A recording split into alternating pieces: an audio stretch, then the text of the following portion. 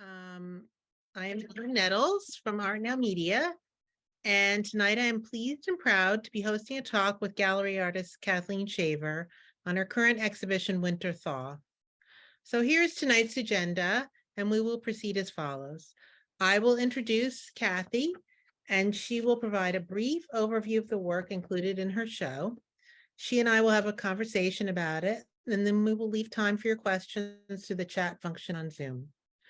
So just a brief background, little more information.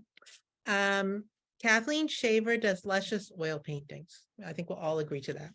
Most of the work featured in the exhibit is created with oil paint on Evelyn paper. These paintings on Evelyn paper present as unique events unfolding within the margins of the paper. In this painting, an armature of gestural brushstrokes is punctuated by liquid drips and bolstered by thick dabs and energetic swipes of paint. This is a group of the artist's most beautiful and colorful work designed to kick those cold, dark winter days and nights, which is why I wanted to do this show during a winter month, because I felt like it was very connected to the natural world. And also it was very, it really, because of her use of color and form, just very brightening, almost like the little crocuses kind of coming up right at the beginning of spring. So I'm just going to quote briefly from her bio. Kathleen Shaver is an abstract painter who studied at Moore College of Art and Design and the Pennsylvania Academy of Fine Arts, PAFA, in Philadelphia. Her work has been included in a major survey of contemporary Philadelphia artists at the Philadelphia Museum of Art and in exhibits at PAFA, Woodmere Art Museum, the James A. Michener Art Museum, the State Museum of Pennsylvania, the Attleboro Arts Museum, and more, as in Moore College of Art. She is the recipient of numerous awards for painting, and her work is included in both private and corporate collections. She currently lives and works in the Hudson Valley area of New York, and we understand that that is actually a huge influence on her work. So it's an important attribute. And with that, I'm going to turn it over to Kathleen Shaver, the artist of the moment. Thank you. It's great to see friendly faces. Thank you for being here. I'm going to begin by just showing you some images of where I live and work. In 2018, my husband and I moved from Philadelphia to the Hudson Valley. We live in Stone Ridge. It's a small hamlet. It's on the western side of the Hudson River. It's about 25 minutes south of Woodstock. We live on 27 acres of cultivated fields. There's wooded areas, and we also have a lovely meadow. All these views are taken outside of my studio. And so you can see that depending on the time of year, the time of day, the seasons, or even what's currently planted in the fields, it changes quite a bit. We have several old trees on our property, and I think they have a great influence in my work, particularly my more recent work. So this is the environment that I'm immersed in.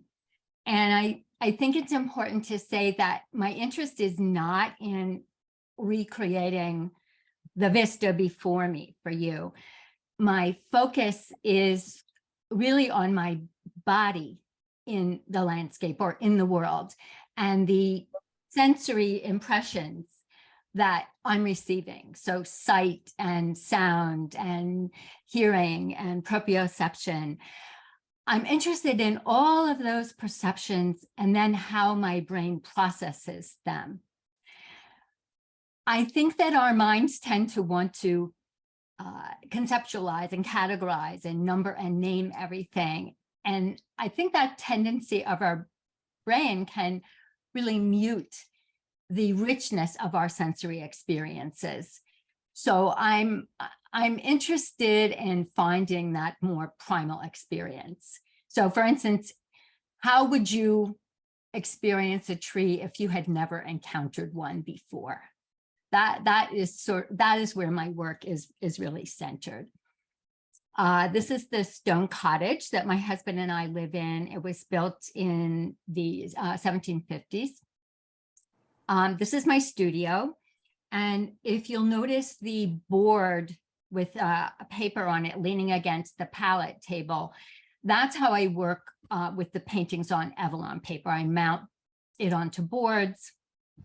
I probably have like 10 or 15 at any given time, leaning against the walls around the studio. And I work on them all simultaneously with also the larger canvases. I never throw out my brushes. I love the old misshapen ones that make their unique marks. So never throw them out. I'm going to start showing you some images now. And I think the first thing to say is I don't generally title my pieces on Avalon paper. I number them. I do, however, title the larger works. And for the most part, the work is vertically oriented. And I think this has to do with my body's orientation, but also maybe sometimes with my mind, right? So I think this painting might be a good example of a sort of more of a headspace. And as you can sense, this painting is a buildup of brush strokes and daubs of paint that create sort of a network of paint. There's a center area of white. This piece was done about, let's see, 2021, so about the same time as the previous piece. And again, it's a buildup of these sort of atomistic brush strokes. Someone once commented to me that this piece in particular made them think of the mind's activity. And I really loved that, because to me, it is sort of like one neuron connecting with another, or one thought sparking another. This is a detail of that painting. And I think this is a good time to point out that the border is, I think, very important in all my work. The field of paint never goes over the edge of the paper. It's often very self-conscious about where that edge is. And I think this is both an acknowledgement of the nothingness of the paper, and it's also an assertion of the paint. You're aware that there was like a beginning and an ending to all of this paint activity.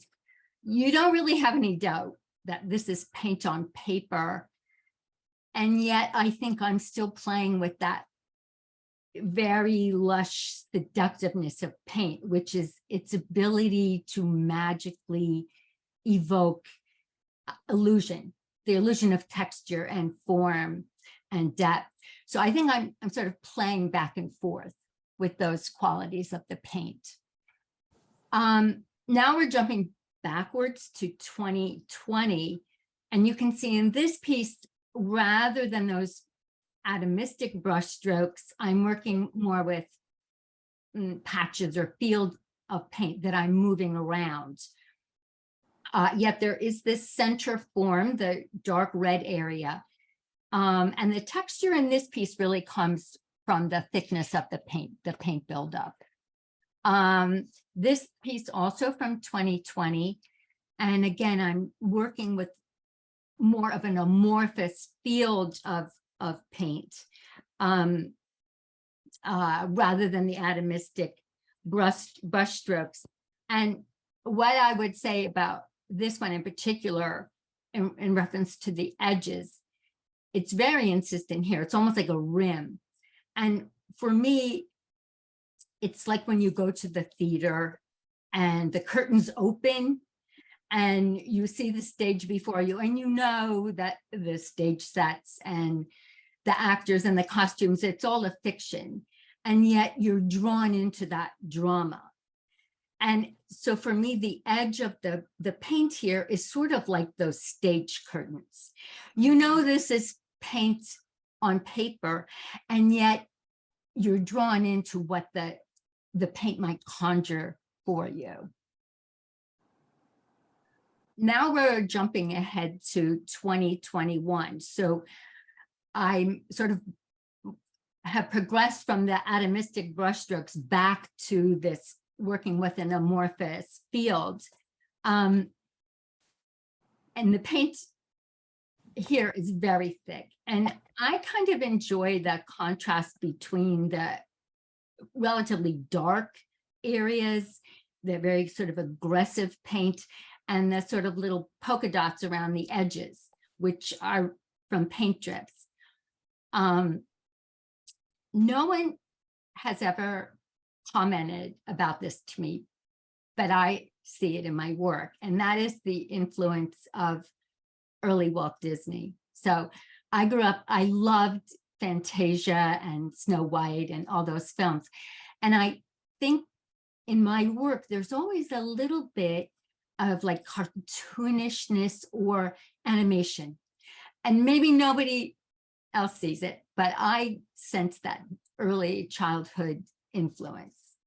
Excuse me, Kathy, but the last painting, when you Mhm. talked about Walt Disney, it's Mhm. almost like in the center from Fantasia, the broom that goes crazy. It's almost like right there in the middle of the painting. Okay, so I mean, I know it's there. I love those movies.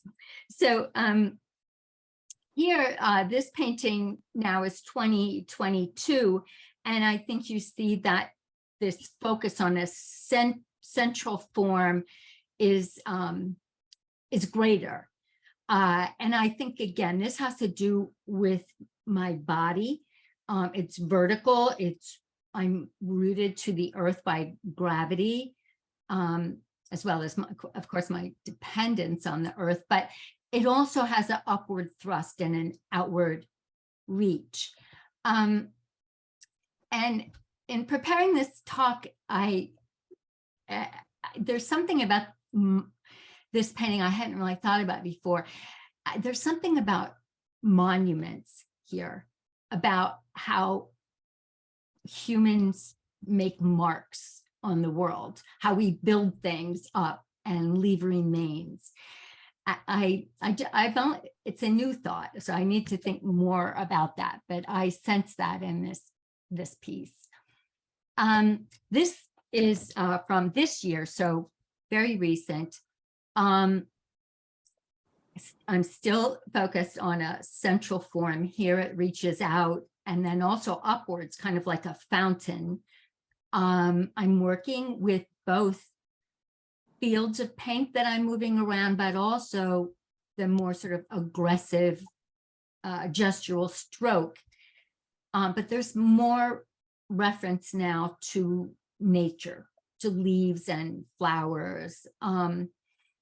There's still a consciousness about the edge, but it's not so insistent. I think it's a little more modulated than some of the previous work. This is the detail of that painting. And I think you can see, I do not plan anything, right? It all happens in the process. There's no planning here. This is also a recent work, and I think you can sense the references to nature. I'm feeling more comfortable with that. There's a central form. Maybe you feel that as tree-like, or you may also see a cross there, which is a very powerful symbol.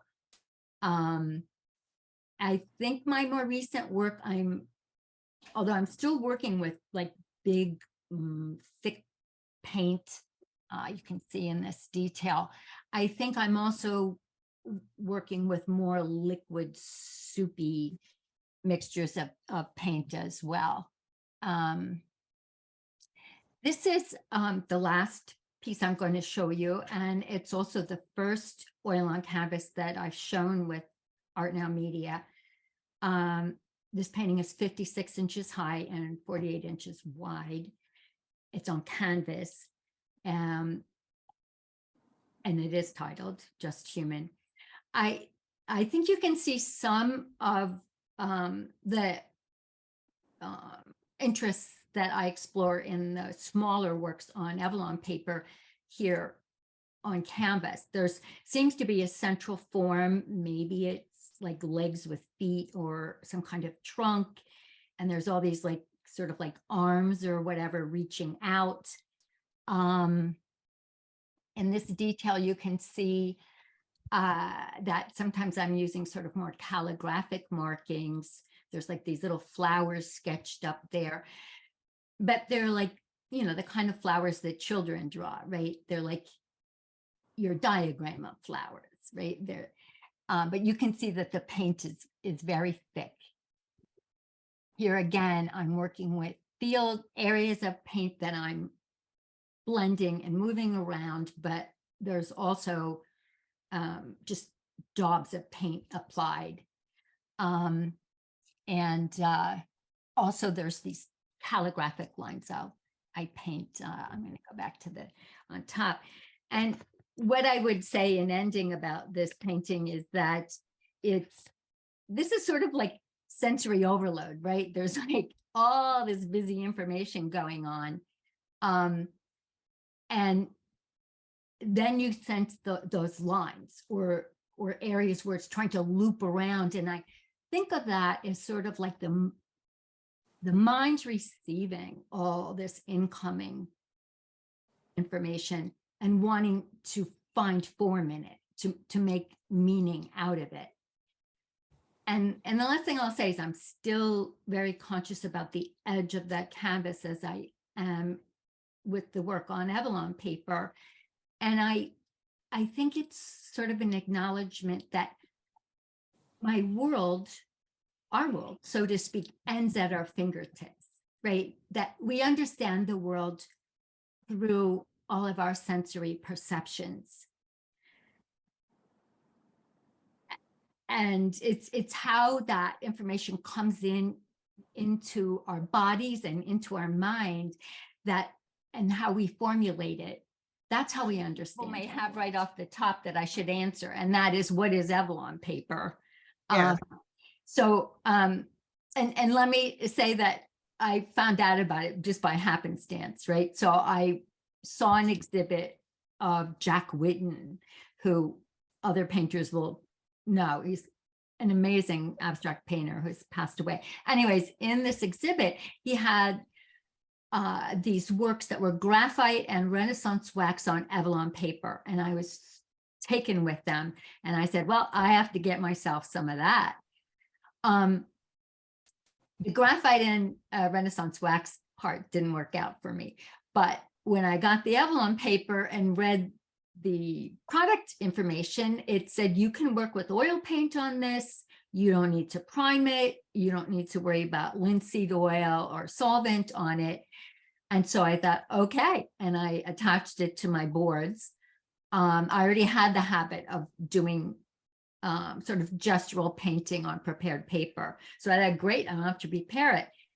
And the beautiful thing about this paper is it absorbs liquid. So it will absorb paint and you'll get these lovely soft, like Frankenthaler stains, but it also holds a really thick buildup of paint, and it doesn't crack, it doesn't tear. So that's how I started working on it. And it's really more like a fabric. It's a non-woven synthetic blend of polyester and nylon. I think it was first developed for printmaking, actually.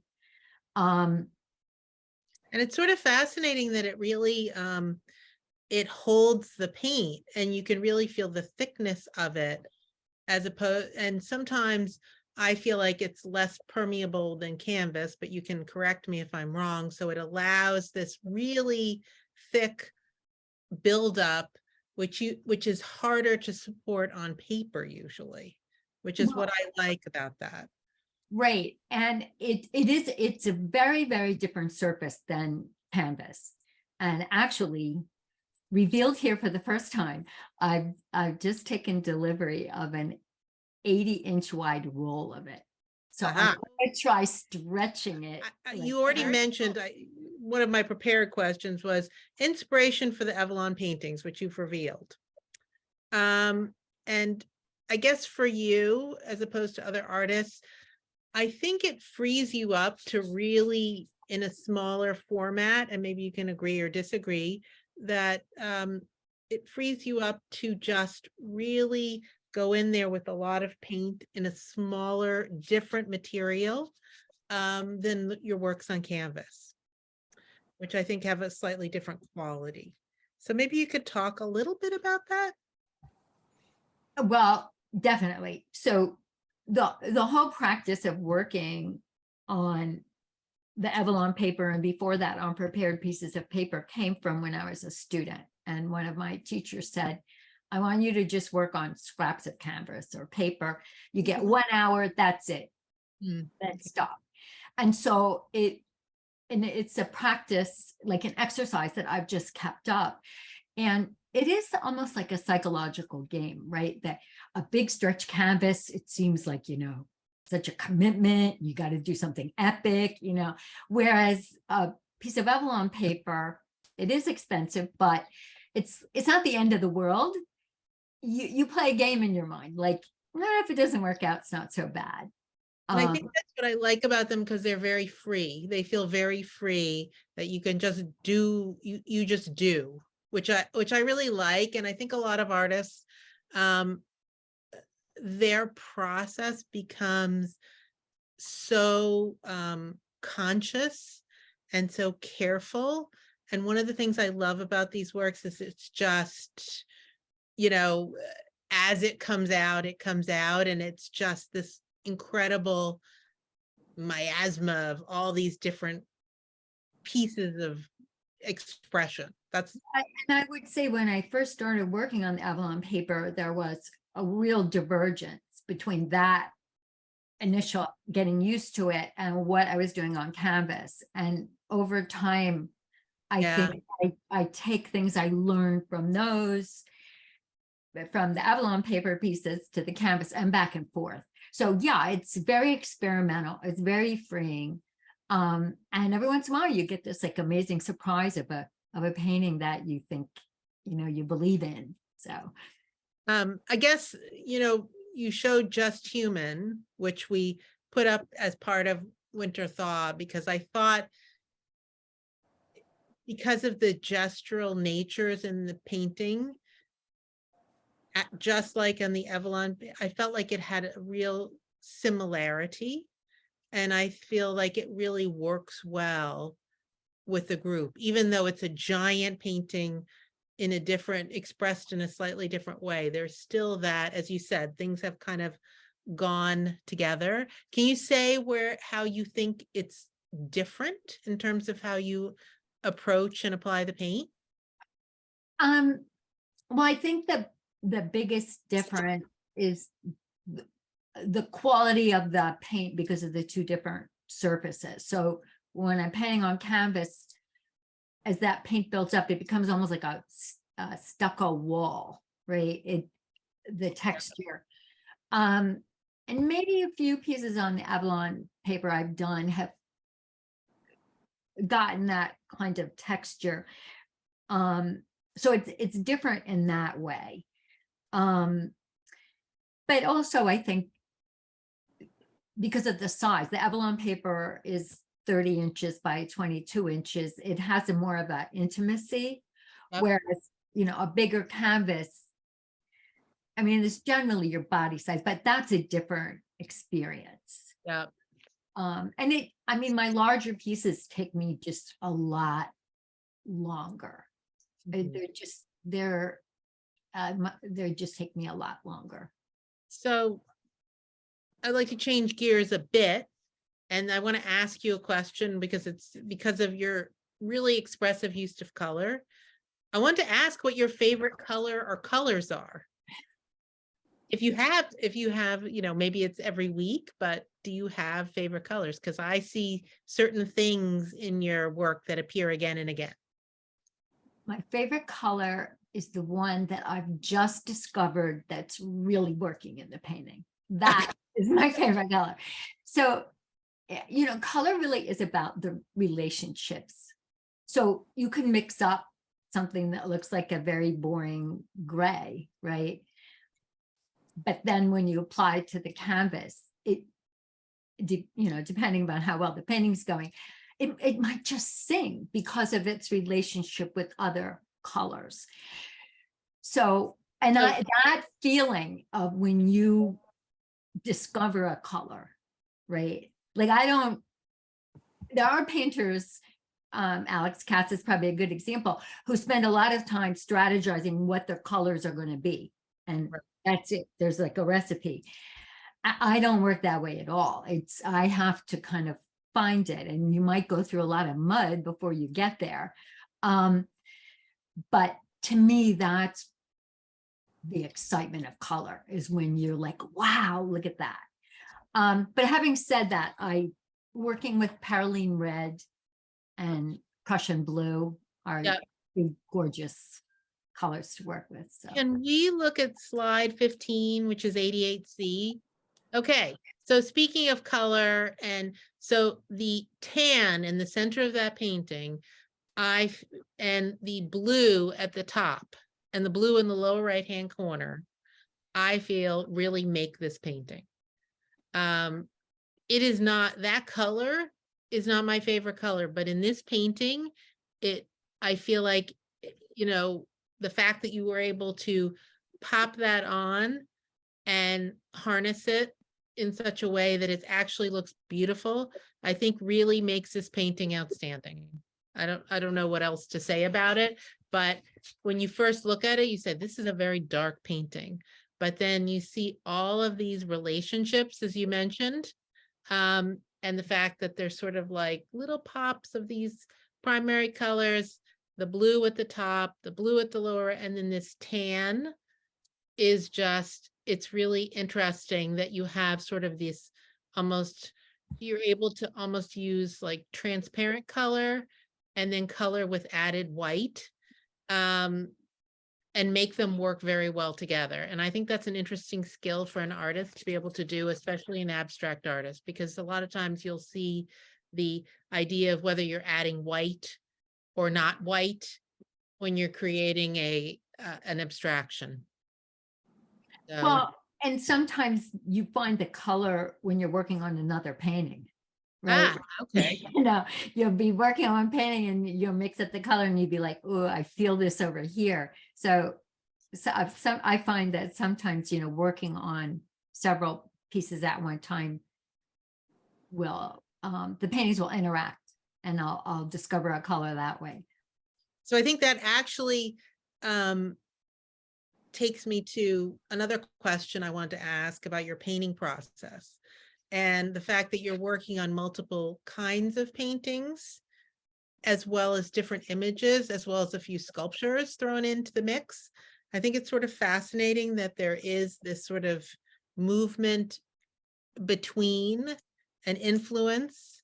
And I would say the most current images in Winter Thaw, the two paintings from 2023, 226C, and the other piece that we've added. I have two in there, and they just really show this really interesting. I wonder if you worked at them at the same time, or were they one after the other? I was working on them simultaneously. I think this one, I can tell by the numbering, this one was finished later. Right. The numbers give me the chronology. Yeah, but I was definitely working on them around the same time. So I think another question that I want to ask, and I thought would be interesting in this forum to talk about, was how all these, in these very abstract paintings, the realistic references that sneak into the work, just like the Disney reference, I feel like trees, nature, weather, the idea of weather, the personification of weather comes into mind. You know, it's interesting how you're able to balance between the idea of I just feel like trees are so, the idea of trees, and you're seeing trees just are always in your work. I don't know how you feel about that, but how do you balance those things with the abstract elements? Are you do they just kind of appear? Are you thinking about them in your mind at all? How do these things just come to pass? Well, that's a good question. I mean, I think there is this obvious symmetry between our bodies and trees, right? You know, we have arms and that. Yep. And trees are such a potent symbol. You know, they figure in fairy tales and mythology, and of course they're all around me. But again, I think it's also my orientation towards the canvas or the paper is always one of my body, right? And and so there's always this interplay between whether it's a human form, although I don't think I'm trying to paint a human form, but I want to reach out, I want to reach up. And so I think it's just like a very primal orientation. All right. Again, you live in a very beautiful natural setting, with the land around you and this beautiful stone house. I think we've already discussed a bit how it contributes to your painting. Do you think it will, looking forward, do you think it will continue in that vein, or do you feel like that's been being absorbed, or do you think it will always be part of your process? This influence, like, I feel like you're really at a certain point where it is just kind of going forward and you mentioned the orientation of the body. I just always think of nature when I see your paintings. So I find it, but bodies, our human bodies are part of nature, but I think of outside human nature, in terms of the paintings. So I think it's very fascinating that these works, you're really thinking of your sort of up, vertical, horizontal. I'm thinking about where you live and the trees that you're seeing and their influence. Do you think it would seem that I mean, it's been my dream to live in the Hudson Valley, so I'm not planning on moving away. But where my work might go in the future, I think would probably have more to do with how much I think about our way of thinking and how we experience the world. So my very, very early work was figurative, yet it was conceptual. So I was thinking about how the mind works even then. So I think that's really the core of my work. And I don't know where like that could take me, right? Yeah. But I am very immersed in, I walk out of my little stone cottage and I'm in the middle of this gorgeous field. And of course, we're very influenced by our environment. Well, I noticed Stephen Zema says to everybody, variations of green appear in the new and older work, a not so easy color unless you're referencing the landscape. And I would completely agree, unless you're talking landscape paintings, abstract paintings with green are very hard to do, to understand. And I think that's like the fact that you're then getting the brown and the red and the blue in there and the white and the tan. It's just a real symphony of these variations of color. So, well, and I actually have a little story about green. oh, you do? Okay. Yeah. And it goes back many years to when I was young and I was in nursing school. And I saw this article on a bulletin board, and it was about a man who had been born blind, and he had reached adulthood and he had never had vision. And a surgery was developed. I guess it was probably a retinal transplant. I don't know. But as an adult, he saw the world for the first time. Wow. And he was quoted as saying, I can't get over green. Green is so intense, it's almost unbearable. Ah, And I thought to myself, oh, I'm missing out. Like, I see grass, I see leaves. I've never felt that green was unbearable. And after I read that, I just have had this mission, like, I need to see the world as if I had never seen it before. mm, I have to stop like filtering it. And so I will often, when I'm, looking at the landscape, think about this man's experience of green, and it inspires me. that's a really poignant and beautiful story. Thank you for sharing that. I'd like to thank everybody for participating and coming. It was great to meet everybody over Zoom. I will, as I mentioned, post the this chat when we've had some more when I've gotten it, when it's sent to me. And so if anybody has any questions or comments, please visit this beautiful show on artnowmedia.com, and perhaps it'll inspire you to take something home. But again, thank you, Kathy, for your time, and thank you to everybody for coming, and just a round of applause for everybody for participating and for the lovely information. So thank you so much, and I hope you all have a good evening.